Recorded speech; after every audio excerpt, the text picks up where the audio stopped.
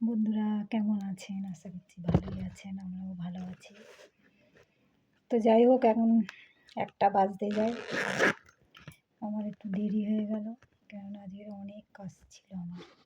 সেই বসার ঘরটা পুরো গুছিয়েছি, মানে চারিদিকে জিনিসপত্র ছাইছিটি হয়েছিল। আর ডাস্টিং তো মাঝে মাঝে করতেই হয়, এমনকি ডেলি। আর না করলে আর এত ধুলো শীতকালে জমে, কি বলবো আর। তো যাই হোক, ওর জন্য পরিষ্কার করে এই যে তখন 12:30 মনে হয় বাজে, তখন আমি চান করতে গেলাম। তারপরে কিছু জামা কাপড় কাচলাম। কাজের আর শেষ নেই। সে এত ধুলো, মানে ধারণার বাইরে। মানে ডেলি আমি ডাস্টিং করি, তাও যে কী করে ধুলো জমে ভগবানই জানে। তো যাই হোক, সে তো ধুলো তো জমবেই, জিনিস থাকলে পরিষ্কার তো করতেই হবে। তো যাই হোক, যারা আমার গুরুজন অনেক অনেক প্রণাম নেবেন, যারা আমার ছোট অনেক ভালোবাসা নিও, যারা আমার ভিডিও দেখেন বা না দেখেন অনেক ভালোবাসা রইল। তো রান্না আজকে কি হয়েছে আমি জানি না, শুধু মাছটা বের করে রেখেছিলাম। সত্যি কথা বলছি, আজকে রান্নাঘরের দিকে আমি আসিনি। তো এই যে জায়গাটায় আমার একটা কি উঁচু মতন হয়েছে, এই যে দেখতে পাচ্ছ কিনা বুঝতে পারছি না, কি করে দেখাই বলো তো।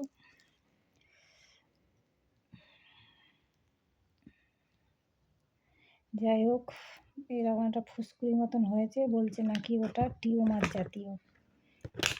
সে তো আমার এত ভয় লাগছে কি বলবো। আর এখন একটা যদি কিছু বেরোয়, কাটাকুটি, মানে প্রচণ্ড ভয়। কাটাকুটির সিন তো নেই এখন আর, মানে সে যে কি বলবো, যদি কাটাকুটি অনেকের ঘন ঘন হয় এই রোগের জন্য, এই রোগের জন্য। কিন্তু এখন অনেক দিন পর যদি কিছু একটা সমস্যা হয়, যদি কাটাকুটির কথা বলে, তাহলে তো মনে হয় 102 জ্বর এসে যাবে গায়ে। তাই আমার, যাই হোক, এইটা সন্দেহ লাগছিল। আমি কালকে দেখাতে গেছিলাম হোমিওপ্যাথি ডাক্তার, এই ঠাটিন বলে একটা জায়গা আছে এখানে। তো ওখান থেকে আবার ওনাকে বললাম যে ডাক্তারবাবু কতদিনের মধ্যে আমার সারতে পারে এইটা। বলছে ওটা আমি গ্যারান্টি দিতে পারবো না। এইবারে হোমিওপ্যাথি হয়তো কিছু ডাক্তার অনেক সময় কি হয়, মানে ওষুধ খাও খাও, সারছে না অনেক দেরিতে। আর অত ওষুধ, এবার যেহেতু আমরা ওষুধপালা খাই না, তো আমার চট করে ওষুধ শ্যুট করে না, ঠিক আছে। তো আমি খেতে চাইছি না। একবার হোমিওপ্যাথি খেয়েছিলাম, আমার উল্টোপাল্টা হয়ে গেছিলো একটা কারণের জন্য। তো উনি বললো আমি গ্যারান্টি দিতে পারবো না। তো যাই হোক, আমার থেকে একজন সিনিয়র ডাক্তার আছে, ওনার কাছে যান, আমি ঠিকানা দিয়ে দিচ্ছি। তা ওখানে গেছিলাম, সেই কোথায় দূরে, সে হেঁটে হেঁটে হেঁটে হেঁটে লোককে জিজ্ঞাসা করে করে, হ্যাঁ, তো শেষমেশ পেলাম, দেখিয়ে আসলাম। তো বললো ভয়ের কারণ নেই। বললো অতিরিক্ত প্রেশার দিয়ে কাজ করে করে এই যে শিরার মধ্যে, মানে একটা মাংসর ডেলা মতন বেরিয়েছে।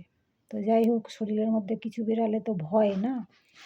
তো বললো ভয়ের কারণ নেই, এটা ঠিক হয়ে যাবে। ওষুধ দিয়েছে। ওই যাই হোক, 1 সপ্তাহ কি 2 সপ্তাহ শেষ হলে আবার যেতে বলেছে। 120 টাকা নিয়েছে, ঠিক আছে। তো ওষুধের দামটাও বলে দিলাম। তো এই যে একটা লিকুইড, এই যে দাঁড়াও, শিশি ওষুধটা আনছি।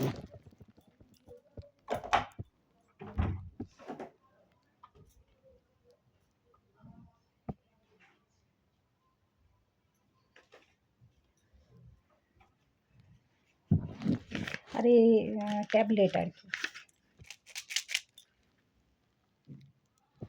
দূরের থেকে দেখতে হবে। এর মধ্যে গোল গোল ট্যাবলেট আছে, এটা উষুম উষুম গরম জলে দিয়ে খেতে হবে। এই খেলাম 2টো, সকালেও খেয়েছি খালি পেটে, আবার এই বেলায় একবার খাবার আগে খাওয়া হয়ে গেছে কমপ্লিট। কিন্তু অধৈর্য লাগছে আমার এই যে ওষুধ খেতে একটা টাইমে, মানে বিরক্তি লাগছে, সত্যি কথা বলছি, যেহেতু খাওয়া অভ্যেস নেই, কী বলবো আর।